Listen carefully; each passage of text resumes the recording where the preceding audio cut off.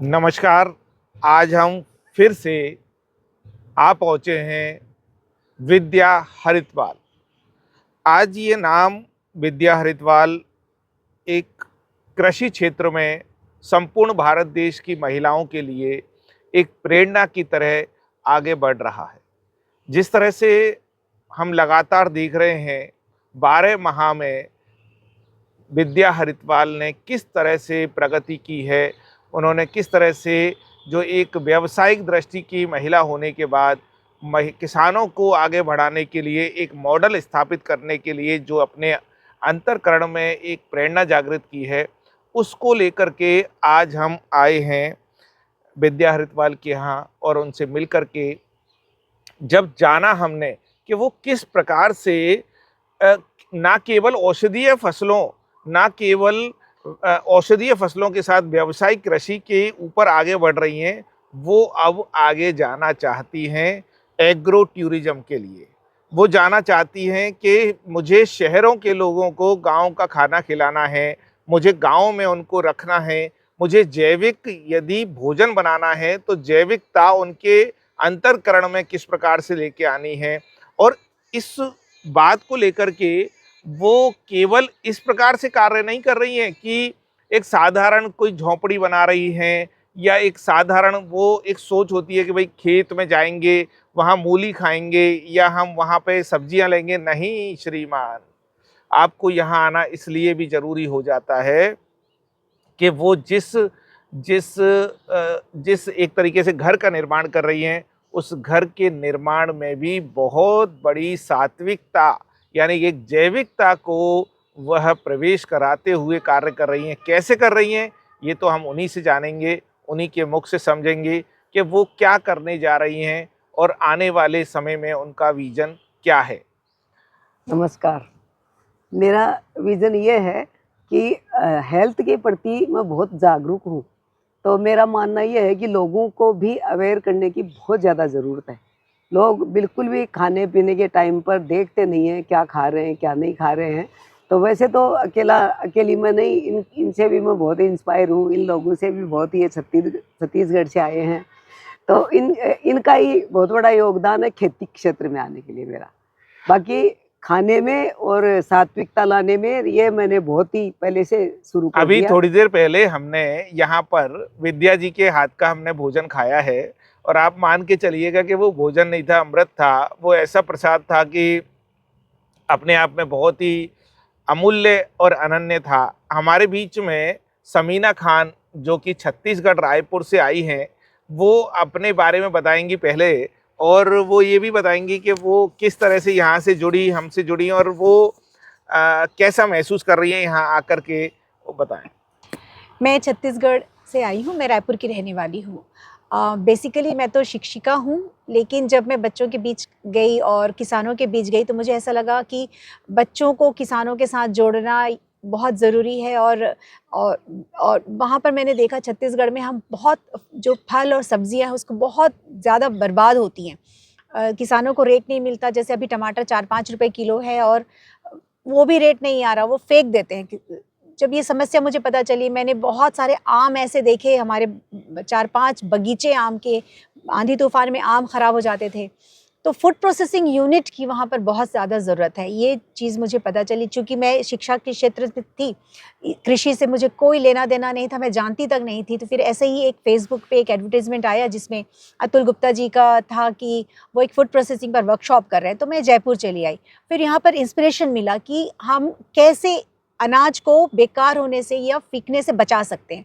वो प्रेरणा लेकर मैं यहाँ आई। एक बार मैं आ चुकी हूँ पहले, फिर वापस मैं अभी फिर आई हूँ कि और अच्छे गहराई से मुझे उसको सीखना है कि फूड प्रोसेसिंग अगर मैं वहाँ डालती हूँ तो मुझे क्या संभावनाएं हैं, और क्या ऑर्गेनिक अगर हम करते हैं तो क्या वो मार्केट हमको मिलेगा, क्या हमको किसी तरह का नुकसान तो नहीं होगा। बहुत सारी चीज़ें ऐसे दिमाग में चल रही थी कि अगर मैं कृषि के क्षेत्र में जाती हूँ, लोगों से बात करती हूँ कि हमें छत्तीसगढ़ को, जैसे इन्होंने जैविक जयपुर का नाम दिया है, तो क्यों ना मैं जैविक छत्तीसगढ़ का नाम दूँ और एक एक किसान से जाकर मिलूँ कि अगर आप जैविक खेती करते हैं तो आप हमारे जो आने वाली फ्यूचर जनरेशन है उनको आप स्वस्थ रख पाएंगे। और ये कहीं ना कहीं किसान जिम्मेदार है हम लोगों को बीमार करने के लिए।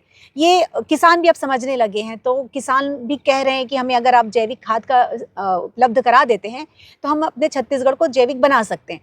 तो बस वही सब और जानने के लिए दोबारा मैं यहाँ जयपुर आई, भैया से मुलाकात हुई, कवतुल गुप्ता जी से। फिर उन्होंने कहा चलिए सबसे पहले हम आपको मैडम से मिलवाते हैं। फिर आज आए, इनका गार्डन देखा।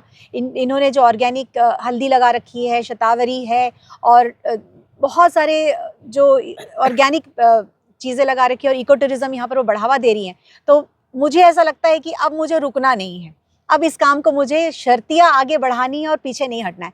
कई बार मुझे ऐसा लगता है कि क्या मैं सही कर रही हूँ, कर पाऊँगी कि नहीं कर पाऊँगी, मेरा कौन साथ देगा कि नहीं देगा। लेकिन अब अतुल भैया ने कह दिया है कि हम आपके साथ हैं, मैडम का भी साथ मिल रहा है, तो अब इस काम को हम छत्तीसगढ़ में करेंगे, ऐसी पूरी उम्मीद है मुझे।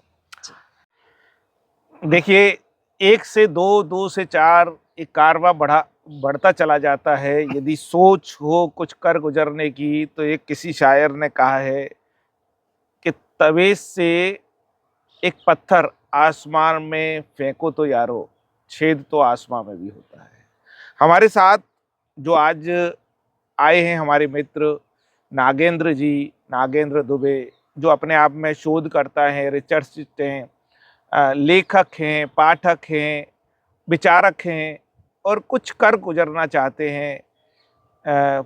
इस लोक के राम, यही आपका लोक में राम, लोक में राम, इस विचार को वो जमीन पे उतारने के लिए जब इस बात को उन्होंने मुझे कहा तो मैं बड़ा प्रभावित हुआ, और मैंने कहा चलिए आज हम पूरा दिन आपके साथ रहते हैं, देखते हैं, कुछ अपना दिखाते हैं, कुछ आपकी सुनते हैं। तो आप यहाँ आए, तो कैसा लगा आपको विद्या जी से मिलके? विद्या जी से मिलके एक नई अनुभूति हुई, और जैसा मैं सोचता हूँ एक ऐसा विचार होता है कि जैसा आप सोचते हैं वैसे लोगों से ऊपर वाला आपसे मिलवाना शुरू कर देता है। तो उसी का परिणाम है कि आपसे मुलाकात हुई, फिर आज विद्या जी से मिल रहा हूँ। जो डेवलपमेंट का मॉडल पूरे विश्व में चल रहा है, ये मानवतावादी नहीं है, ये कहीं ना कहीं एक अर्थवादी है, या कहिए कि भूखे भेड़िए हैं जो धन कुबेर के धन के लिए काम करें। मनुष्यता या किसी तरह का व्यक्तित्व निर्माण, ये कोई डेवलपमेंट मॉडल में है नहीं।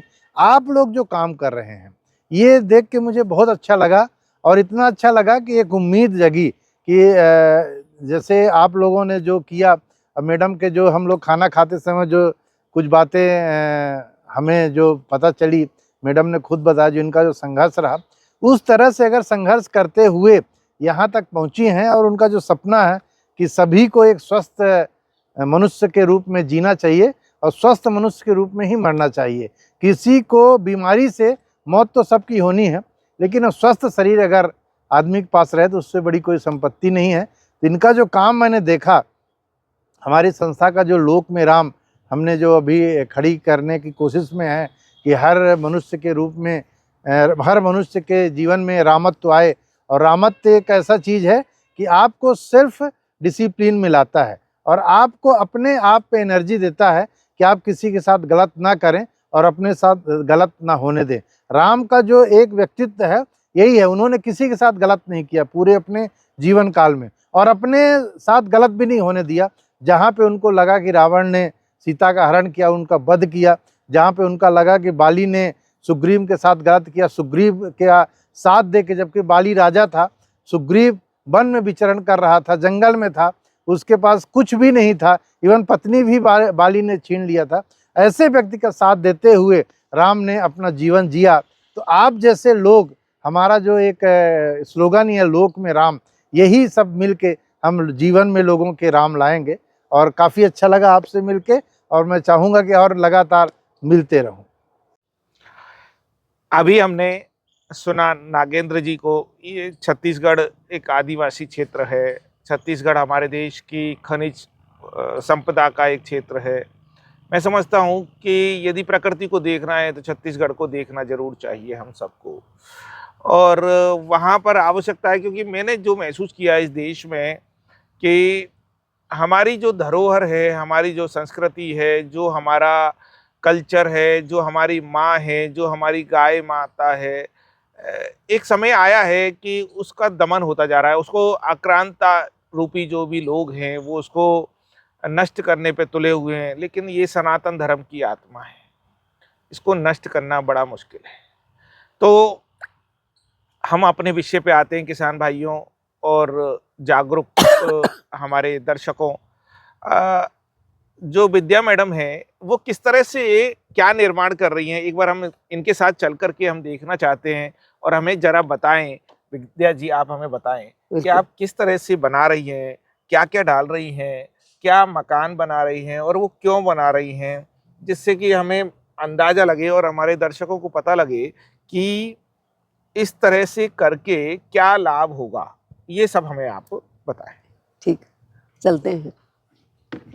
हमको डेवलप करना था, उसको आधुनिक नहीं बनाना था, इको टूरिज्म फ्रेंडली और हर तरह से कूल उसमें वो हो, सर्दियों में गर्म हो, गर्मियों में ठंडा रहे और कोई भी कार्बन रिलीज ना हो जो अपने एनवायरनमेंट के लिए खतरा हो, मतलब एनवायरनमेंट फ्रेंडली मेरे को वातावरण बनाना था। उसके लिए मैंने बहुत रिसर्च करी, कई जगह घूमी फिरी भी, देखा भी और करा, और जो कर करा के मैंने जो किया वो ये है।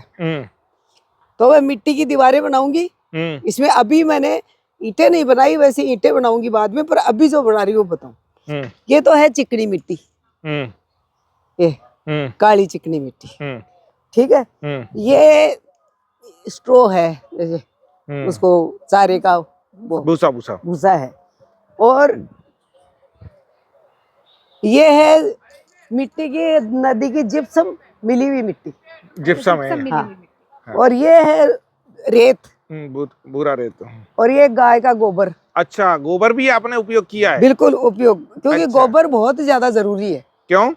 इसमें जरूरी है कि गोबर से एक तो इसको बाइंडिंग होती है, और वही वो इको फ्रेंडली, एनवायरमेंट फ्रेंडली, वो सब चीजों के लिए ये गाय का गोबर तो शुद्ध माना जाता है, सात्विक माना जाता है, और उस हिसाब से ये है। तो इनका आप रात को जैसे ये देख रहे हैं आप, अब ये कुल मिला के इसमें 1 2 3 4 5 और पानी। हाँ, एक ये चूना है। अच्छा, चूना भी है इसमें। ये कम मात्रा में मिलता है, वैसे जरूरी नहीं है, लेकिन मैंने थोड़ा एक्स्ट्रा इसमें डाला है। वैसे 3 चीजों से ही बनता है, लेकिन मैंने 3-4 चीज और मिला है। तो ये चूना है। चूना क्यों डाला वैसे? चूना सही रहता है, एक तो इससे कीड़े मकोड़े नहीं लगते, अच्छा, और अच्छा। बहुत सारी चीजों में मतलब ये अच्छा फायदेमंद रहता है। तापमान में भी इसका रोल रहता है, ओके, और ऐसे ये रहता है। तो ये थोड़ा सा डालते हैं, 10% बाकी चीजें। काली मिट्टी ज्यादा है, ठीक है। अब हम इसको तो दीवार, मतलब ये कितने घंटे तक इसमें रहता है? ये रात को तैयार हो जाएगा, मतलब 5-6 घंटे तक? हाँ, मतलब सुबह आएंगे वो लोग 9 बजे। लेकिन हमने देखा था कि एक लड़का जो है इसमें मथाई कर रहा था, पैरों से मथ रहा हाँ, था। वो इसको रात को मथाई करके जाएगा। तो ये जब कल तैयार होगा ना, तब आप इसका मसाला देखना, कोई कह नहीं सकता कि ये सीमेंट का है, काय का है। एकदम बराबर इकसार करा हुआ शानदार मसाला मिलेगा आपको। तो अब ये रात भर पड़ा रहेगा, और वो परसों के लिए काली मिट्टी तैयार है। अच्छा। परसों, कल इसका बना के चले जाएंगे, कल इसको काम में ले ले। ये प्रोसीजर हो गया। ये बहुत ही वैज्ञानिक तरीके से हो रहा है काम। हाँ, बिल्कुल वैज्ञानिक। आधुनिकता भी है और पुरातन भी है, हाँ। दोनों। ये जो है, ये देखो आप, प्रकाश पकड़ रहे इसको। तो ये लगाऊंगी मैं दीवार की जगह। अच्छा, सोचो आप। ओके। वो उसके उस साइड में देखो आप, थोड़ा निकला हुआ है, थोड़ा देखो, छोटा प्रोसीजर देखना पड़ेगा। प्रकाश हाथ लगाना। हाँ, ये उसमें खुरच करके नींव में ये रुपवाएंगे, इनको पक्का करेंगे, फिर ये खड़ा करेंगे, फिर इसके दोनों तरफ जो मिश्रण है, अच्छा, उसमें 2 चीज और मिलाएंगे। अच्छा। उसमें मिलाएंगे एक तो जिप्सम, और एक मिलाएंगे कोई और बाइंडिंग एजेंट, जैसे गोखरू का पानी हुआ या कुछ और हुआ, कि मेक श्योर कि ये बिल्कुल पक्का अच्छा वाला दीवार बन जाए। तो इस साइड में दीवार का लेप, उस साइड में दीवार का लेप, और फिर दोबारा प्लास्टर दीवार उसी का। ये ईंटें नहीं लगेंगे? नहीं, इसमें ईंटें नहीं लगेंगी। ये इंसुलिन का काम करता है। अच्छा। आपकी दीवार को, अंदर का वातावरण को ठंडा गर्म रखने के लिए ये बीच में दे रहे हैं। वैसे इसमें अच्छा। कई इंग्रेडिएंट डाल सकते हैं, ये नहीं तो आप जैसे बाजरे का वो भूसा होता है ना, वो भी अंदर ईंटों के भर सकते हैं। तो अभी हमारे पास क्योंकि मिट्टी की ईंटें नहीं बनी हुई थी, तो हमने ये काम किया। बहुत इसका ही लाइफ क्या होगी? इसकी बहुत लाइफ है, इसकी लाइफ ही लाइफ है। ये लाइफ का ही तो हमने रिसर्च किया, इतना टाइम लगाया। और खर्चा? खर्चा देखो सीमेंट वाले से तो कम है इसका आएगा, वैसे तो ज्यादा कम नहीं आएगा क्योंकि मेरा ये पहला प्रोजेक्ट है। जी जी। तो सामान नहीं मिले यहाँ जैसे, ये तो ज्यादा लगे होंगे इनके। हाँ क्योंकि मेरे पास सामान लेकिन सेकंड अवेलेबल। टाइम पे इनका खर्चा नहीं आएगा। हाँ फर्स्ट अब ये टाइम पे बीच में ये देखो, ये सहतूत की और इनकी ये लकड़ा भी दिला रही हूँ इसी मजबूती के लिए, और बांस भी फिर ये सारी मजबूती के लिए लगा रखी, और फिर बांस भी लगाए हैं उसमें। तो ये अब आपको दोबारा दिखाएंगे कि इनको खड़ा करके इनकी दीवारें कैसे बनाते अगले अगले वीडियो में हैं। यही अगले करेंगे। वीडियो में ये दिखाएंगे। मैंने रसोई की दीवार बनाई है, यहाँ टाइल्स लगेंगे, तो ये मिट्टी पक्की ईंटें लगाई है, जो इसलिए कि मेरे को थोड़ा जल्दी था बनाना और कच्ची ईंटें बनी नहीं थी, तो इतना दो दीवार इसकी पक्की ईंटों की करी है। लेकिन ये इसमें सीमेंट नहीं है, ये विदाउट सीमेंट है, और इसमें नीचे भी सीमेंट नहीं है कहीं भी। बस ये इतनी सी है, जो क्या बोलते हैं वो पढ़ते हैं डीपीसी, जी भी। वो डीपीसी है, बाकी ये सीमेंट नहीं है। तो मतलब आपका क्या उद्देश्य क्या है, आप क्या कहना चाह रहे हो? क्या इको करना- फ्रेंडली है भाई सीमेंट। मेरा उद्देश्य ये है, देखो बताऊं पूरा पूरा ये है कि अगर हम इन ईंटों को काम में लेते हैं, मान लो तोड़ना पड़ा इसको आपको, है तो ये टूटेंगी, फिर क्या करोगे इनका? टूटेगी। कुछ नहीं होगा, धरती पर जमीन पर बोझ होगा। अब आप मिट्टी की तोड़ोगे, टूट वो जाएगी। मिट्टी में मिल जाएगी। तो ये इको फ्रेंडली भाग नहीं है। हाँ सही है। आपकी मिट्टी को कोई नुकसान नहीं हुआ, आपकी यहाँ पर कोई भी एनवायरनमेंट में उसका वो नहीं हुआ, मिट्टी में मिट्टी मिल जाएगी जब कभी भी आप तोड़ोगे। पहला पॉइंट। पहला पॉइंट। दूसरा ये है कि ये ठंडा रहता है, नेचुरल है। नेचुरल तो है। अपन इसके ऊपर अब वो जो आपने बताया था, हाँ वो इधर लगाएंगे क्या? वो इधर लगाएंगे, वो ये देखो ये पूरे में लगाएंगे, जैसे ये है इसमें वही लगाएंगे, अच्छा अच्छा अच्छा। इसमें वही लगाएंगे। अच्छा अच्छा। ये खिड़कियां हैं दो, हाँ हाँ। झरोखे टाइप का बनाऊंगी इनको। तो मेरा ऐसे अलग अलग से अफलातून हूँ थोड़ी सी, तो ये बाहर निकाल के झरोखा बनाऊंगी इसका बैठने के लिए, योगा करने के लिए। मैं योगा भी एक्सपर्ट हूँ। और यहाँ वही लगेगी टाटी, और वहां भी टाटी लगेगी, फिर इधर भी टाटी लगेगी, पूरे में इसमें सारे में वही लगेगी। मित्रों आप देखिए कि आपको जयपुर आपको आना है, और यदि इस पूरे क्षेत्र को देखना है तो जयपुर से सीकर वाला रोड एक बड़ा फेमस है, और यहाँ श्री भैरव जी का मंदिर है। आप किसी से पूछिएगा कि मुझे भैरव मंदिर जाना है रिंगस में, उससे 5 किलोमीटर पहले आपको विद्या जी का ये सुंदर आपको फार्म हाउस दिखेगा, बिल्कुल मुख्य रोड पर।